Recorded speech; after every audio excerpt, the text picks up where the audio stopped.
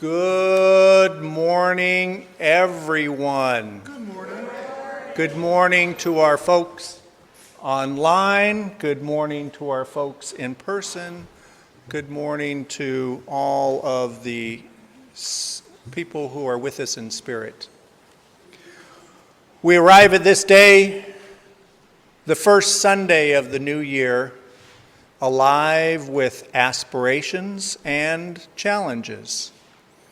Our goal in this one morning a week that we meet is to encourage one another to rise up into the great potential of our lives and to overcome the challenges which hold us back. So we ask for everyone to take a moment and breathe. Breathe in those ideals, those aspirations, the picture of what you would like your life to be. Breathe out the challenges, the obstacles, the things that hold you back from reaching your highest potential. Breathe in our ideals. Breathe out what holds us back. We ring this bell 3 times. The first is to recognize our ideals of being in solidarity with the Muwekma tribe of the Ohlone people. Their land was taken, they were colonized, and now they wish to regain their sovereignty and pass on their heritage and culture and customs to their descendants. The second bell calls us into relationship with ourselves and one another to recognize where we might have broken promises in need of repair. We breathe in the ideal of connection and solidarity. We breathe out the hurts, the righteousness, the disappointments that keep us apart. The third bell calls us into relationship with our children, helping us to recognize that we live on a planet that we hope to pass on to our descendants. We breathe in a sense of sustainability. We breathe out the idea that this planet is a commodity that is disposable and for our use only.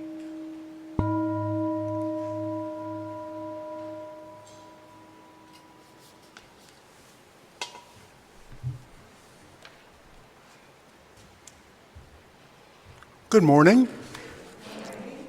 I'm Paul Davis, your worship associate this morning, with Reverend Greg as our worship leader, Eric Alm as our worship host running the technical side, Drew Wilson is our board representative, and the Peak Performers, directed by Von Brinkhurst, providing music.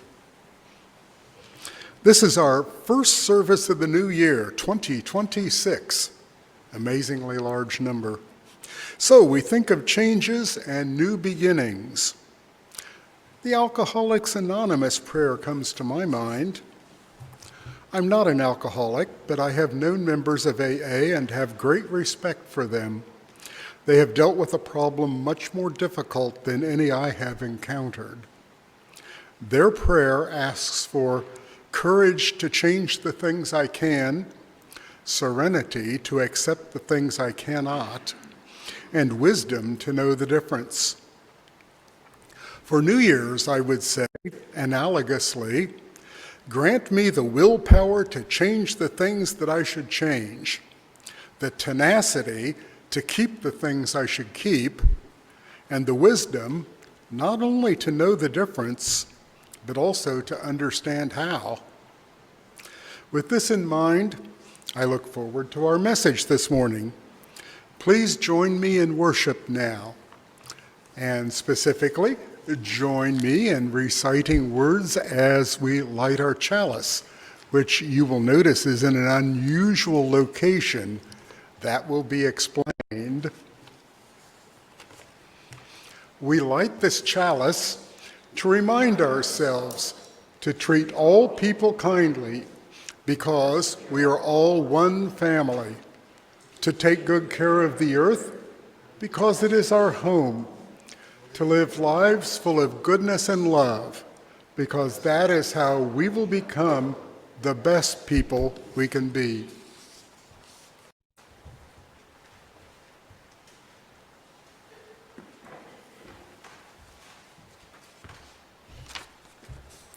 Welcome to Mission Peak Unitarian Universalist Congregation. As Paul pointed out, my name is Drew Wilson, and I am a member of the board. We are so glad you've joined us this morning. We have one really important new announcement this morning. Well, when I came in here and when I wrote this, we had one announcement this morning, but we seem to now have three. Apparently the one announcement was so fruitful it multiplied. So here's the very important announcement. We have experienced some reduction in the number of worship hosts, and that's a very important and somewhat demanding job. I was a worship host when we were Zoom only, and I chickened out when we went to hybrid because it was even more work than being Zoom only. But those who haven't chickened out are valiantly helping us. So our worship hosts, and it is a fun job though, don't get me wrong, and you learn lots of interesting life skills. Our worship hosts are recruiting for new members to keep our digital MPUUC viable and accessible for everyone. Training is available for those who want to learn new techie skills. So you can talk to Eric about that. Then, Youth Voter Movement is starting up. Voter registration events start in late January. Volunteers are needed. See Valerie or read the next week's Week on the Peak for more information. And somebody over there in the welcome table seems to have one too. Okay, very good. Thank you, Deanna. And finally, we will be doing a fire communion today. And Greg will explain exactly what that is when the time comes. But you should all have little pieces of paper. The thinner ones are musicians' flash paper. Lots of fun if you have a bit of... Anyway, so the idea is to write something on them, and Greg will explain what that is, and make sure that you do have access to a pencil or pen and the piece of flash paper before Greg's reflection in the order of service. So Unitarian Universalism is a radically inclusive, non-doctrinal, non-dogmatic, open-minded, and open-hearted faith. We are people who are all coming together in truth from different paths. We gather together across different identities, experiences, and beliefs to affirm and promote the inherent worth of every person. Together, we see our job as to love the hate out of this world, heal the hurt in ourselves and others, and to be the change we'd like to see in the world. If you are a guest for the first time, we welcome you. And there's a bit of information about how our hybrid service works in case you're on the Zoom. We use chat and Zoom or our book near the welcome table to share joys and concerns, personal milestones of importance which will be read aloud in the service. And we have a social hour after the service, and we have a social hour online in breakout rooms after the service. The worship host will give you more information about this for the Zoom people immediately after the service. And someone from our worship membership team will put a link to our weekly newsletter in chat so you can see all the events coming up. We encourage you to join anything that speaks to you. And you can also contact us at welcome@mpuuc.org to request a newsletter or other information. And if you're here in person, I think everybody here has been here before, but you can go say hi to Deanna anyway, because otherwise she'll be lonely over there. And finally, please make sure your mobile devices are silenced. We are so glad to be together today. But wait, one more thing. And let's end by asking everyone in Zoomlandia and everyone in Cole Hall to wave to one another and feel the joy of being one large beloved community. Welcome and thank you to our members and friends near and far.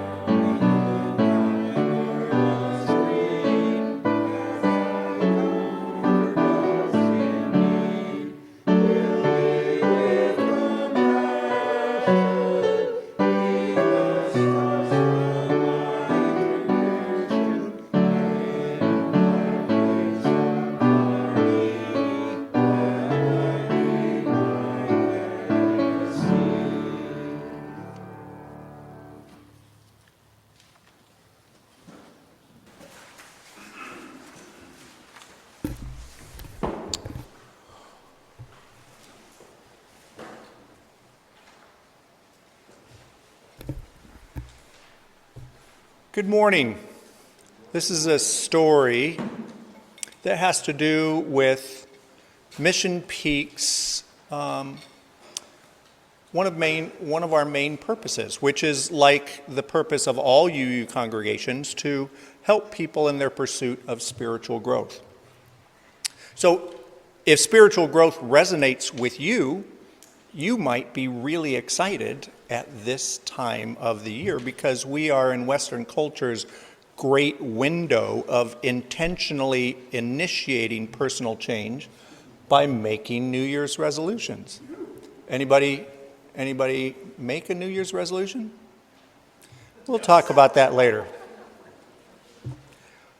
So it seems like it's an opportunity to share about one of the great spiritual ancestors who taught about spiritual growth, and that is the 16th century soldier turned mystic by the name of Ignatius of Loyola. Anybody know about Ignatius of Loyola? A couple people, a little bit. Ignatius was born the youngest of 13 children into a fairly noble household in northern Spain. His family held certain power, and he was sent to be a page for a nearby powerful nobleman, who then led him into a military appointment. So he was essentially career military, but at the age of 30, While he was defending a castle near Pamplona, a cannonball broke through the stone garrison he was standing behind and crushed his leg. In the lengthy recovery that he had to undergo, he had a religious awakening and decided to dedicate his life to God. But he discovered that this was anything but a straightforward pursuit. Now, his original idea was that he was going to follow in the path of the desert fathers and mothers who in the 3rd and 4th century renounced the conveniences of society and went off into the desert for prayer and contemplation. And while pursuing God, these abbas and ammas became keen observers of their own mind, and in the process, these desert hermits became the precursors of modern psychology. If anybody are familiar with Jesuits personally, you know they are very big on the philosophy of psychology. But Ignatius discovered, like the first generation of desert hermits discovered before him, that he wouldn't be alone as he went through this prayer and contemplation. Shortly after the initial desert hermits retreated, the 2nd and 3rd generation of spiritual seekers went out into the desert to find them, asking them to teach them how to be hermits. Well, this just confused the original desert fathers and mothers because they had gone off to be alone, not to be teachers. And so they had to pray for spiritual discernment. What was God asking them to do? Their answer was to create the world's first real monasteries. 1,000 years later, Ignatius' experience of this was very similar. After pursuing a sequestered life, disciples started to pursue him, and he discovered that his conversations with the disciples who sought them out were so inspirational and so profound that he could no longer observe the call to isolate himself, but rather to engage. And he wound up writing a very specific book called The Spiritual Exercises, which was a manual for attaining spiritual wisdom. And it outlined the exercises for a 30-day silent retreat, essentially going monk for a month. And this was designed to expedite spiritual awakening and cultivate habits to grow character. His focus was to help people cultivate what he called an examined conscience. The original spiritual exercises were written to help novitiates become clerics, but Ignatius also realized that there were ordinary day laborers who could not take 30 days off to go learn to be spiritually awakened. So he created exercises to be done for just about an hour each day over a longer period of time. And these basically helped people recognize what kind of obstacle was getting in the way of their enlightenment, and essentially to discover when you're digging yourself a deep hole to put down the shovel. So eventually Ignatius became famous for helping found the Society of Jesus, better known as the Jesuits. Today, all Jesuits engage the spiritual exercises as part of their practice. But Ignatius' spiritual exercises are not the only practice of cultivating spiritual wisdom throughout the world. Countless other religious communities, including this one, have similar approaches and similar aspirations to be a source of helping people reach their highest potential. Including, if we want to think about it, the ancient Greeks who in the 6th century BCE carved the words, "Know thyself," into the temple at Delphi. So, the question I want to leave you with pondering is, who are your spiritual ancestors? Into what desert do you walk out and ask people to help you awaken? And how do you develop spiritual wisdom? And in what way can the people of your community help you grow into the person you most want to be?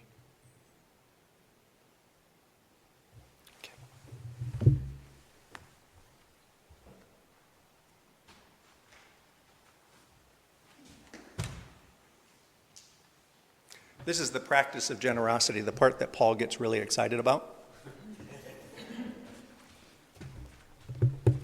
Ah, yes.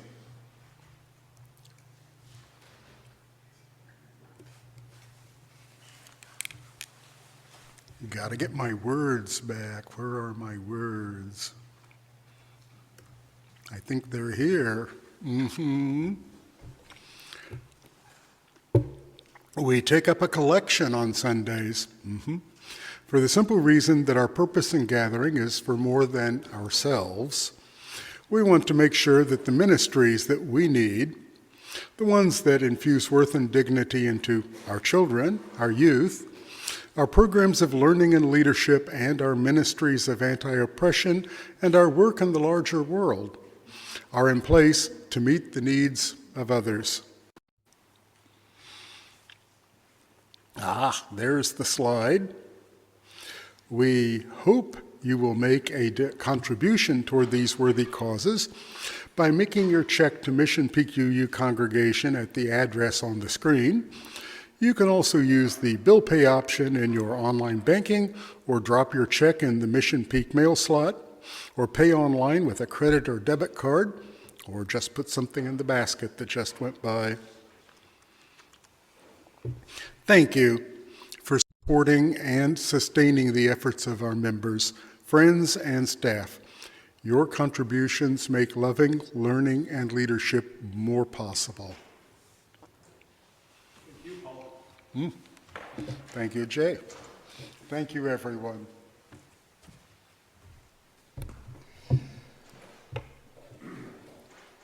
Gratitude is a spiritual characteristic that we all pursue.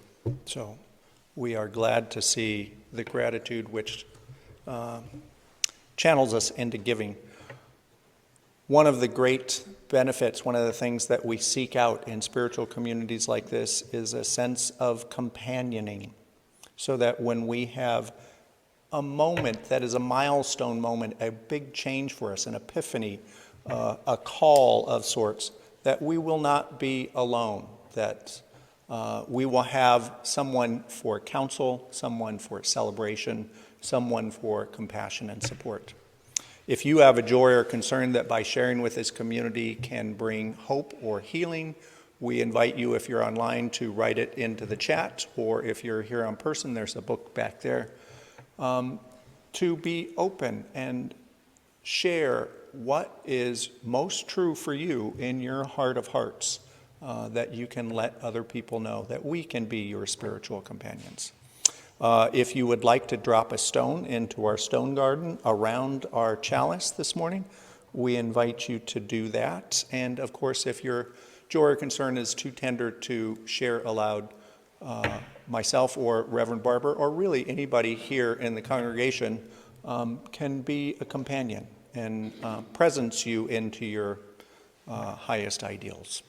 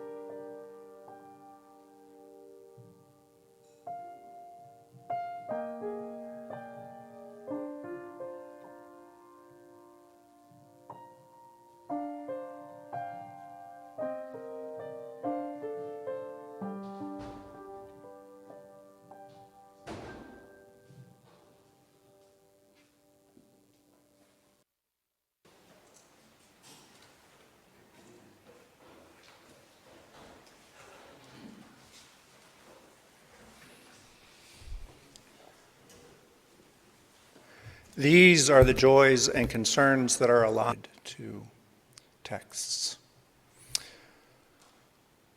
We pray for the people also of Venezuela,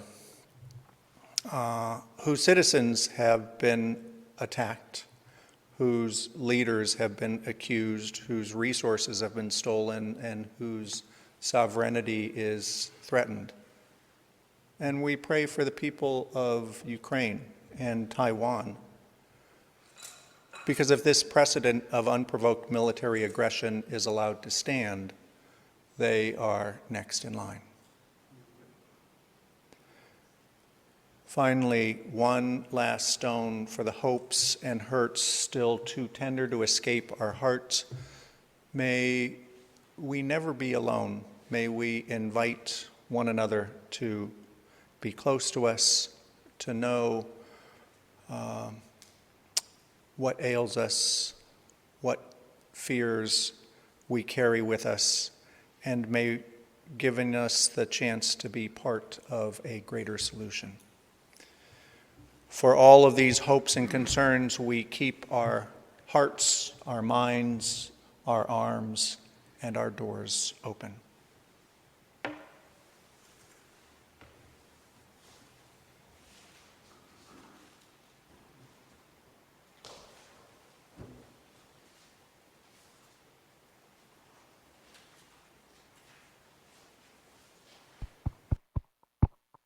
You will probably notice that there is a piece of paper somewhere around you, and hopefully a pencil or a pen or something to write with is also around you. You'll also notice that these two pieces of paper, maybe even attached by a paper clip, are different, right? One piece of paper is actually typing paper taken from my printer. The other one is flash paper. You can tell the flash paper because it's much more tissue-like, right? It's lighter, right?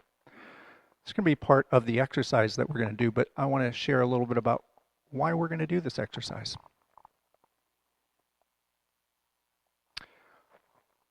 One of the primary spiritual practices that I participate in is a process of check-ins. I have 6 check-in partners that I check in with once a week.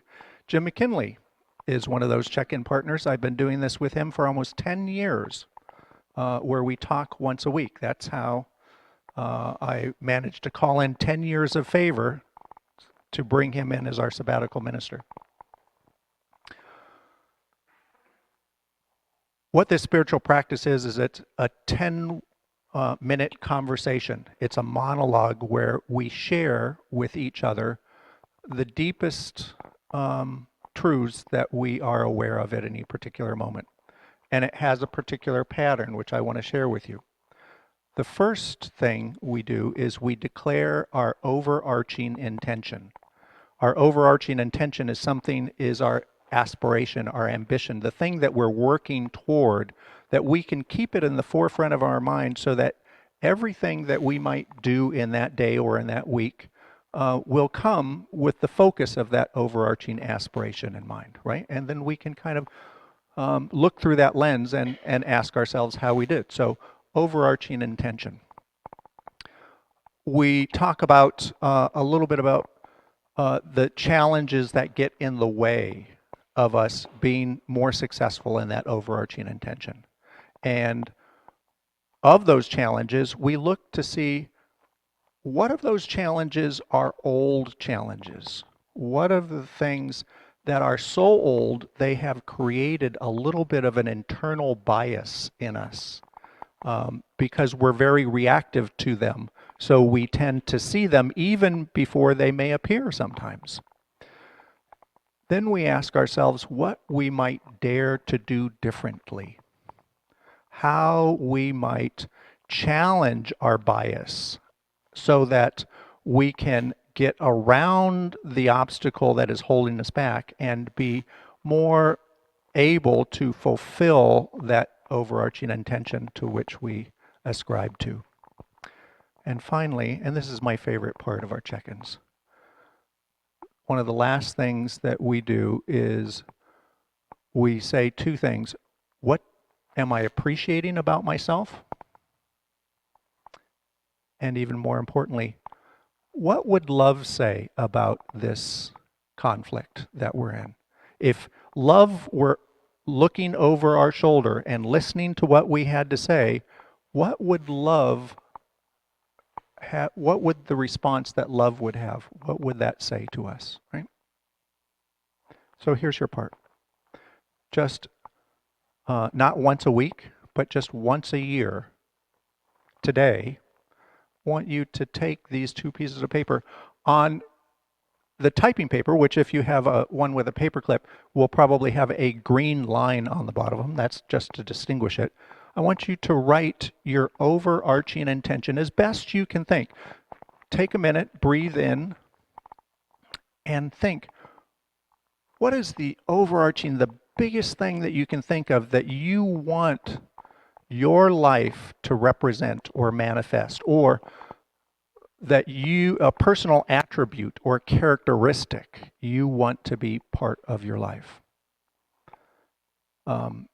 Usually I have my overarching intention for about 6 months to a year because it takes a while to work on it. But I will tell you what my overarching intention is for this year, which is I want to have courageous conversations and to center love. I'm going to ask Eric to put up the slide, which is really a slide of our Article 2 ideals, right? So this may be an inspiration to you. You may look to some of these to say, well, I want my overarching intention to be, I want to work toward love, or I want to recognize the interdependence of which I am a part, or I want to recognize the power and the beauty of pluralism in the world and different perspectives, right? So you can take one of those as your overarching intention. So once you have that written down, think about all the things that might be challenges, might be obstacles, might be things that have kept you from fully realizing your overarching intention. It may not always be present, but sometimes it stumbles in, and it's a common character in the cast of events that have happened around your life that might trip you up and keep you from being fully who you are. So on that second piece of paper, your piece of flash paper, I want you to write down that obstacle. Sometimes that obstacle can be our own impatience. Sometimes that obstacle can be a sense of righteousness, of wanting to be right.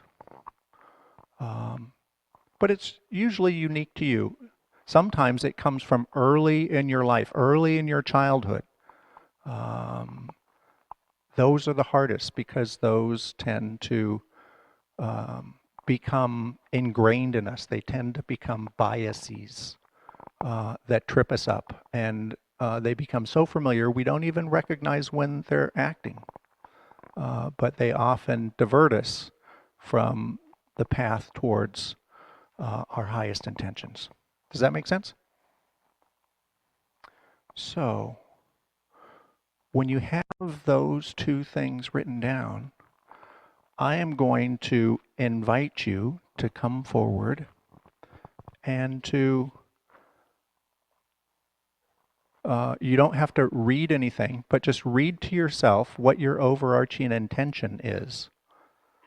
And breathe in that sense of trying to attain that overarching intention. And then take the thing that keeps you from that and then place it into the flame. I was told that we did this once before and had the fire alarm go off. I'm hoping that doesn't happen. You can see how that burned a little bit.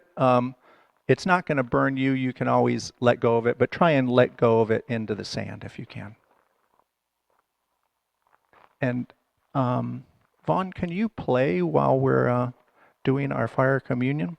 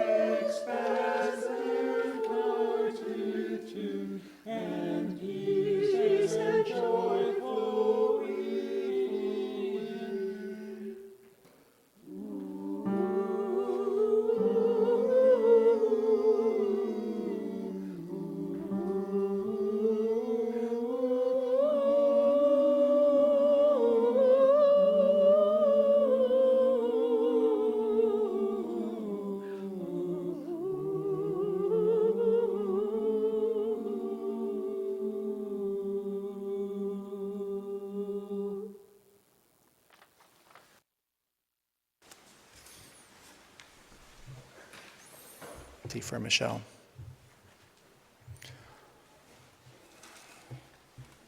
Time heals all wounds. Have you ever heard that? It's a quote that's often attributed to political statesman Cicero, who helped shepherd the Republic of Rome into an empire which would control most of the known world at that time. But in that political work he was part of, he made a few enemies who held some pretty good grudges. In fact, he died by being beheaded by political rivals. So, I'm thinking there were at least a few wounds that needed something besides time to heal. I'm more of a fan of Hippocrates, the father of medicine. The quote that he says was made 3 centuries earlier. He said, "Healing is a matter of time, but it's also sometimes a matter of opportunity." That's part of a great lesson that history is still trying to teach us, to learn from our history so that we can be as good as the opportunities we remember to take. Today's sermon is about taking opportunities to heal. It's about being intentional about identifying areas of growth, ways of employing better thinking, generating better habits, building more virtuous character, becoming more of the people that we think love is calling us to be. Ultimately, it's about lives where we will one day be able to look back on many more days of connection and gratitude than disappointment and regret. I want to start with a personal story, one which feels both tender and timely. I was 8 years old when I learned that I had an older sister. My father had been married briefly before he met my mother. The marriage came about somewhat impetuously, with a great deal of passion, when he was just 20 and she was even younger. The misfortunes that life put in their path forced them to act in the smartest way they knew how, but they were not yet wise. Their relationship was big on passion, but instilling good habits like keeping promises was still a ways off. My dad described his first wife as not very easy to get along with, and I'm sure he didn't make it any easier. They were in an on-again, off-again kind of relationship. After their daughter was born, he kept promising to be more on again than off. But when she realized that his was what Mary Poppins called a pie crust promise, easily made and easily broken, her passion turned to anger and spite. She called the draft board and had him drafted into the army. My dad's time in Korea gave him an unexpected dose of humility and a slightly stronger inclination to meet some of his responsibilities, including loving his daughter. His daughter's first years were marked by the shadow of his absence, forcing her to ask big questions about whether she was wanted by him, which parlayed in the following years to be a question about whether she was wanted by anyone. In a very short time, very great distances grew between their interior worlds, establishing a terrain prone with heartbreak. When my dad returned stateside, he tried to make up the difference of his absence. He wanted to heal what time could not fix. But his ex-wife gave him little opportunity, and what little opportunity he was given was poisoned by her bitterness. My dad knew that his ex-wife's bitterness was intended toward him, but he saw it settling into his daughter, carving out a God-sized hole she would spend her entire life trying to fill. Anyone who has ever had a God-sized hole to fill, either in themselves or in someone they were trying to love, intimately knows the sacred terrain of heartbreak that inflicts most of the universe. People who build their lives on such terrain feel the vast emptiness of that hole and spend their lives throwing everything they can think of as a way to fill that hole. There are plenty of smart ways to fill such a hole. Being smart is about having knowledge or having resources. But being wise is different altogether. To be wise, one must be attuned to the emptiness of the hole that they're in, as well as the limitations of everything that we throw into the hole to fix the problem that we're a part of. Becoming wise is about learning to see clearly and being completely honest with ourselves and with others. It's about recognizing when our own ego distorts the narrative we tell ourselves by asking us to substitute anger for honest vulnerability. Being wise is taking steps to know ourselves and taking opportunities to heal. In this quest to be wise and take opportunities to heal, consider New Year's resolutions. You might be aware that in this country alone, 30 to 50% of people make New Year's resolutions. That's a lot of New Year's resolutions. But New Year's resolutions are hard, largely because being completely honest with ourselves is hard. More than 90% of the people who make New Year's resolutions break them before the end of January. Many of the habits we're resolved to change involve very entrenched things like addiction, giving up smoking, for example, or giving up drinking, losing weight, spending less money or spending less time on this or that distraction when more important goals that are closer to our heart go unaddressed. Smart people are usually able to recognize they have a problem and come up with long lists of proven strategies to fix that problem. They can give up drinking or smoking, but being smart rather than wise involves failing to address the reasons they started to drink and smoke in the first place. Smart people work to heal the symptoms of pain. Wise people work to heal the causes of pain. Time plays a role in both, but the opportunities taken are very different.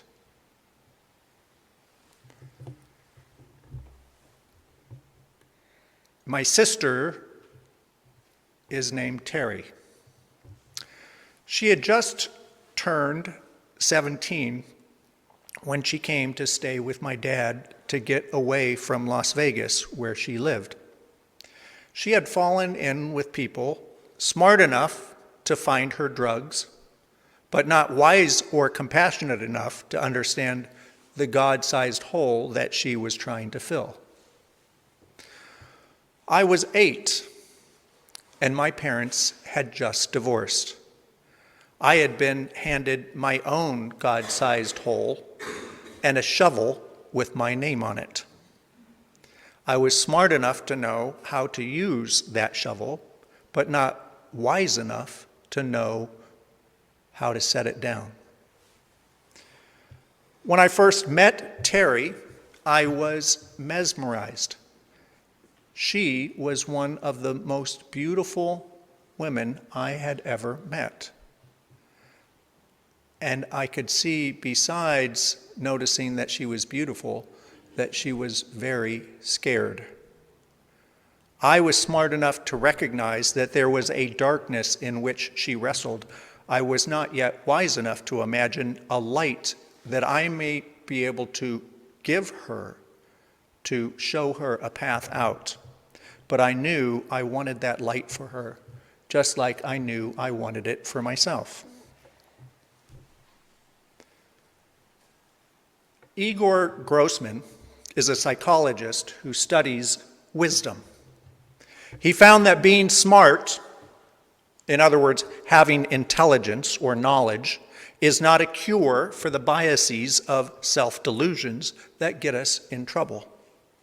He recognized that very smart people can come up with 20 different reasons why they are right and why others are wrong before ever thinking to question their own assumptions.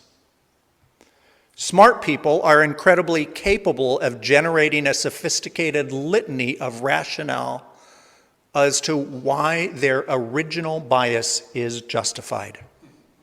And often they will surround themselves with other people who see the same biases that they do. In other words, they not only refuse to put down their shovel, they find other people to help them dig. This is the reason I tend to loathe one of the chief criteria of many religious and political communities: to surround themselves with like-minded people. Professor Grossman studied on a global research team trying to discern what he called the geography of wisdom, where they could all carefully identify true and consistent characters of what wisdom was. They concluded that wisdom did not belong to the domain of a certain region or place, or a particular religion, or a specific political philosophy. But wisdom did reveal a few common tendencies that existed beyond any such fears by themselves. Chief among these common tendencies was the habit of adopting a process known as reflective deliberation. In other words, the willingness of the person to carefully weigh arguments outside of their own biases. Smart people, Grossman discovered, can possess strong tendencies to what's called naive realism, to see the world as having an objective reality that corresponds exactly to their own subjective interpretation of it. Wise people, on the other hand, tend to operate from a place of greater intellectual humility, a curious fascination with the possibility that they could be wrong, and a more elegant way to frame the reality around them might exist. And wisdom can be especially valuable when the original bias we hold is about our own not good enoughness. The 20 different smart arguments we make to confirm our biases may each be rooted in evidence, specific slights that we have endured in the past that confirm our faults. We can even think ourselves smart enough to remember this kind of evidence as a way to protect ourselves. Not hope or expect too much, and be prepared for the rejection we fear is our destiny. While this may be smart, wisdom is discovered when we figure out how to put down that particular shovel. Terry and I lived in different worlds. She was in Las Vegas and I was in LA. But we were both in orbit around our father, and thus several times a year our worlds aligned. I attended 2 of her 4 weddings. She attended mine. I watched her children grow up and have children of their own. Her beauty never faded, but neither did her guardedness, or the look she had that appeared to be like peering out of her own personal darkness. I wanted so much to reflect back the light that I saw in her, but I never felt I could get close enough to make a difference. But I did form a close connection with her middle child, her son, Brandon. As these things happen, Brandon inherited a somewhat identical shovel to the one that she carried most of her life. It became his life's mission, like it was hers before him, to learn how to put it down. But Brandon is different in a powerful way. He possesses a streak of incredible vulnerability and a certain element of natural humility. He is honest and often transparent about his flaws. He has learned to allow people to see him as he truly is, which is a way of not only setting the shovel down, but also letting a little light to enter the deep hole that he has been in. Brandon has some understanding of the ways we become wise. The first generation of Abbas and Ammas in the 3rd century, essentially the Jedi Knights of the desert mystical tradition, were willing to convert from hermits to spiritual directors when the 2nd and 3rd generation of religious seekers began showing up and seeking them out. But there was a catch. Each desert teacher would tell their eager disciples, okay, if you want me to be your Yoda, you must be willing to open your heart and open your mind completely. I can't help you unless you are completely transparent with me. And that is how the Catholic sacrament of confession was born. Now, we may assume that very few non-Catholics practice confession. We may even consider confession to be akin to voyeurism or prying. We may even think it is a little creepy. But it is also a way of choosing engagement over isolation.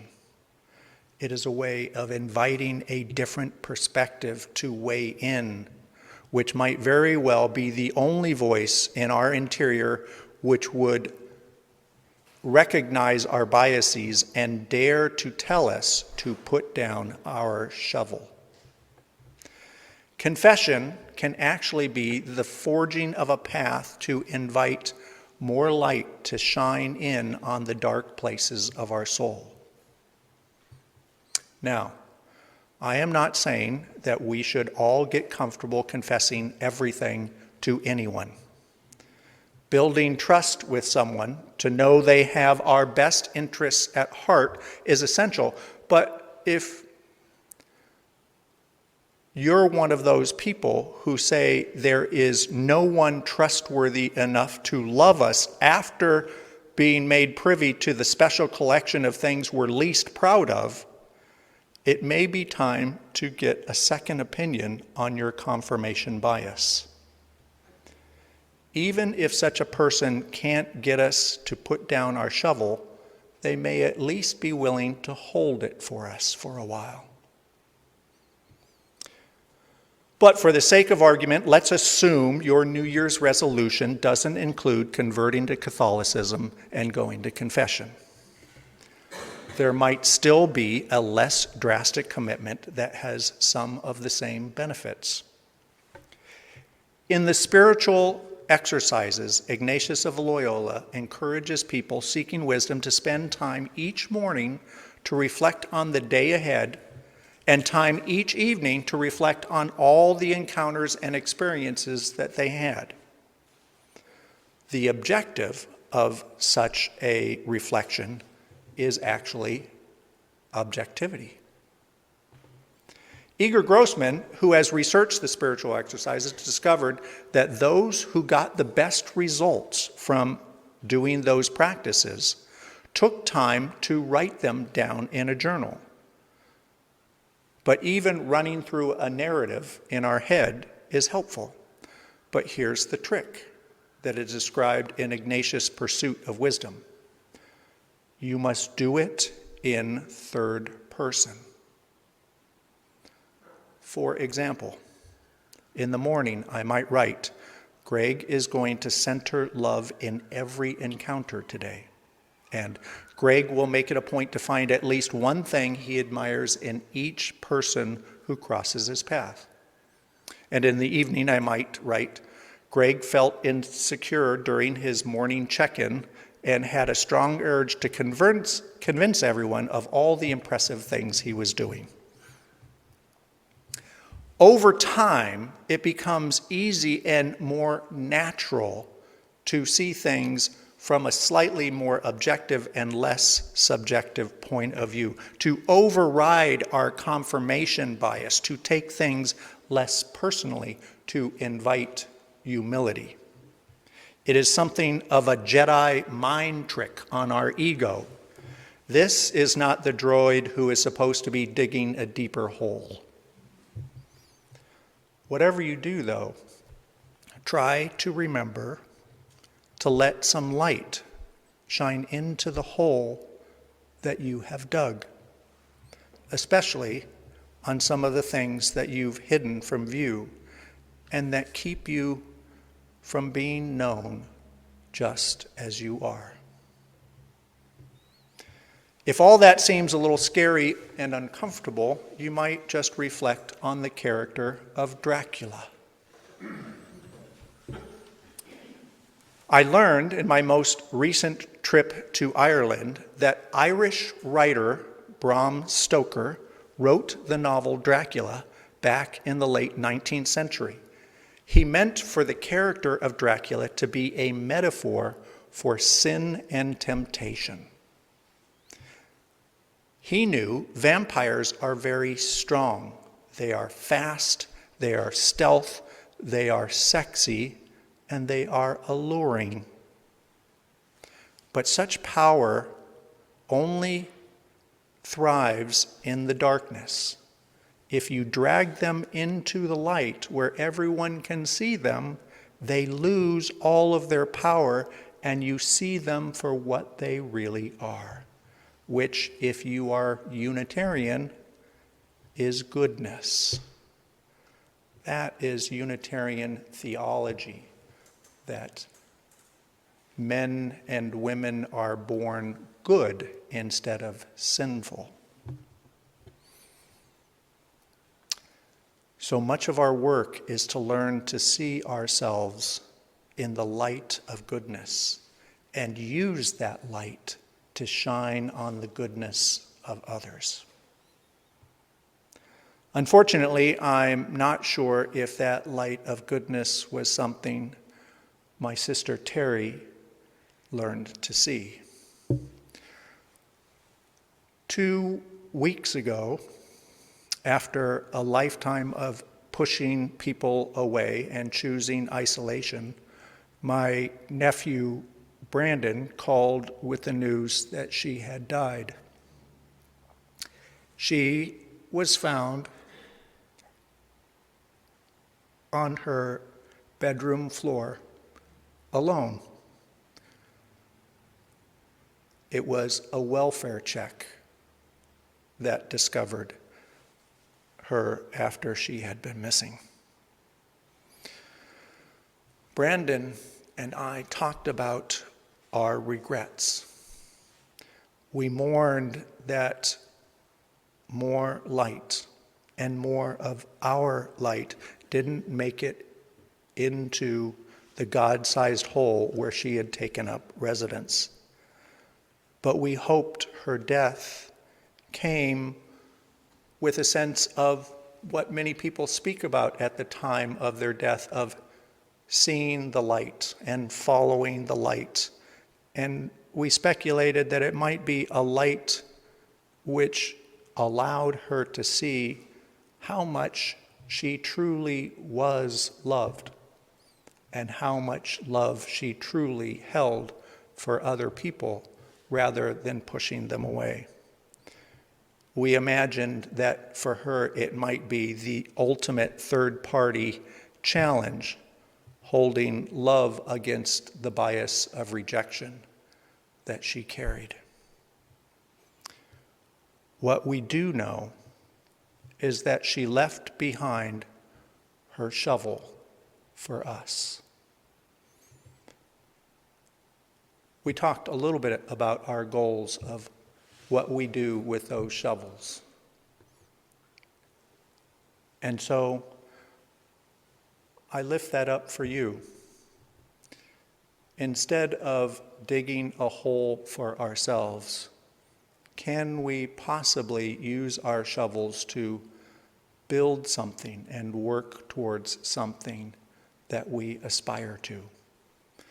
Can we dig in ways that clear out some transparency and allow the world, at least the trusted portion of that world, to see us and to dare to believe that we are better than our worst mistakes?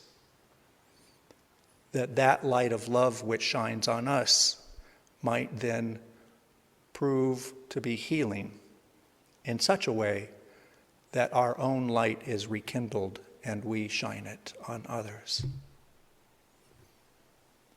That is my hope for myself and for Brandon, for all of our family, and for you, my chosen family, that we will find ways to be the light that saves the world, and that we will put down the shovel once we have dug ourselves deep enough, and that if we're in the bottom of that hole alone, we will actually call out and invite other people to come be with us. This world could use a little more light and a lot more invitation to be in company with those climbing out. May that be a prayer and a promise for us all. Amen.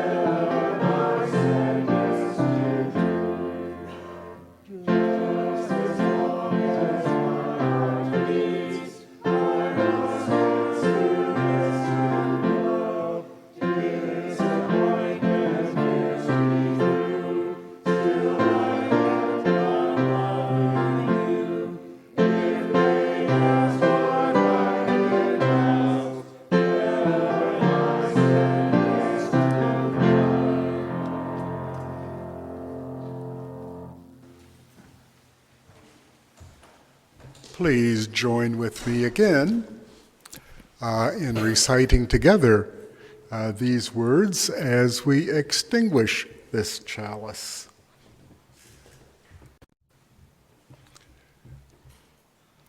We extinguish this flame, but not the light of truth, the warmth of community, or the fire of commitment.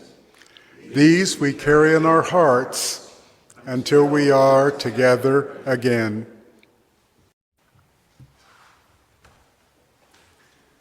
Friends, hand on your heart, and one reaching out to the world that needs us. Remember, in the Gospel of Thomas, there are 114 sayings, all attributed to Jesus, but none more salient than this. If you bring out what is within you, what you bring out will save you.